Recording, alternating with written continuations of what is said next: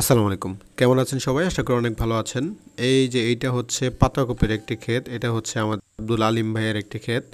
পাতাকপি তো এবার দাম একেবারেই কম। শুধু পাতাকপি না, ফুলকপির দাম কিন্তু অনেক কম। তবে আব্দুল আলিম ভাই কিন্তু হচ্ছে পাতাকপির সাথে হচ্ছে ফুলকপিও লাগাইছিল। আর ওই পাশে যে ফাঁকা জমিটা দেখা যাইতেছে ওইখানে কিন্তু হচ্ছে ধুন্দুলের চারা অলরেডি লাগাই দিয়েছে।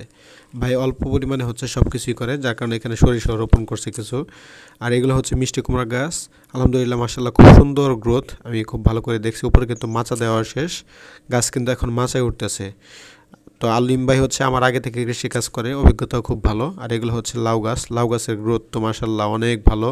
পাতাগুলো অনেক বড় বড় এবং কি ডগাগুলো একদম নকনকে, খুবই সুন্দর, আমার কাছে ভালো লাগছে। আর মাচা দেওয়ার স্টাইলটাও ভাই ভালো লাগছে আমার কাছে। আর এটা হচ্ছে পুরাতন লাউয়ের মাচা ওনার। তো আগে বলছি যে উনি আসলে সব কিছু ছোটো ছোটো পরিসরে করে, যার কারণে উনি কিন্তু পেঁয়াজও লাগাইছে। পেঁয়াজের উনি কিন্তু চারা করছিল, তারপর চারা থেকে করছে, এবং সবচেয়ে বেশি পরিমাণ যেটা করছে সেটা হচ্ছে টমেটো। আগাম টমেটোই করছিল, কিন্তু একটু লেট হওয়ার কারণে খুব বেশি আগাম করতে পারে না। তারপরেও মাশাআল্লাহ, আলহামদুলিল্লাহ, অনেক টমেটো আসছে। টমেটোর ভারে একদম ওজনের কারণে গাছগুলা কিন্তু একদম নুয়ে পড়েছে, মাটিতে গড়াগড়ি খাচ্ছে। যে খুঁটিগুলা দিছিল সেই খুঁটিগুলো অবস্থা খুব খারাপ, একদম নাজেহাল অবস্থা। প্রচুর পরিমাণে কিন্তু টমেটো আসছে, আপনারা মানে এখানে গুণে শেষ করতে পারবেন না, এত পরিমাণ টমেটো। এখন কিন্তু টমেটো খুব ভালোভাবে বিক্রি করতেছে। আর এগুলো হচ্ছে ফুলকপি ভাইয়ের, এখন হয়তো কিছু টুকটাক খাচ্ছে, আর সবগুলো কিন্তু বিক্রি করা শেষ।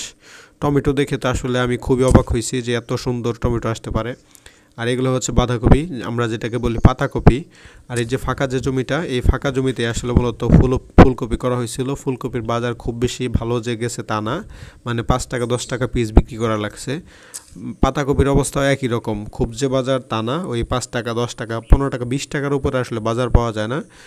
আর ওই জমির চতুর্পাশ দিয়ে কিছু কিছু সরিষা ছিটিয়ে ফেলাইছিল ভাই, যার কারণে দেখতে খুব সৌন্দর্য লাগতেছে আর কি। তো আলিম ভাই এর আগে হচ্ছে শশা চাষ করছে, ধুন্দল চাষ করছে, অনেক অভিজ্ঞতাই ওনার আছে। আর উনি কিন্তু খুব বেগুন চাষ করে অনেক দিন যাবতই। এগুলো হচ্ছে বেগুনের চারা, এগুলো হচ্ছে রমজান টার্গেট করে হচ্ছে বেগুনের চারাগুলো ফলাইছে। কিন্তু শীতের যে পরিমাণ প্রকোপ আসলে আসবে কিনা বলা যাচ্ছে না। এখানে কিছু হচ্ছে সস করছে। তো বেগুনের চারাগুলো যদি আরেকটু বড় থাকতো তাহলে হয়তো রমজানের সময় হয়তো বেগুন বিক্রি করতে পারতো। এই যে এইখানে হচ্ছে 35 শতাংশের মতো জমি, এই 35 শতাংশ জমির মধ্যেই করছে। আর উনি কিন্তু অলরেডি পেঁপের চারাও লাগাই দিছে।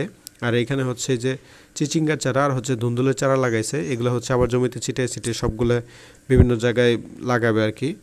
তো রমজানের সময় যেহেতু শশা করে, যার কারণে উনি একটু ব্যতিক্রমী চিচিঙ্গা এবং ধুন্দুলের করছে। আর এই যে লাউর মাচা, এই লাউ কিন্তু হচ্ছে গরম শুরু হওয়ার পরে দেখবেন যে ইনশাল্লাহ হয়তো শুরু হয়ে যাবে। ভাই কখনো সবজি কিনে খায় না, যার কারণে পালং শাকও কিছু করছে। সবাই ভালো থাকবেন। আসসালামু আলাইকুম।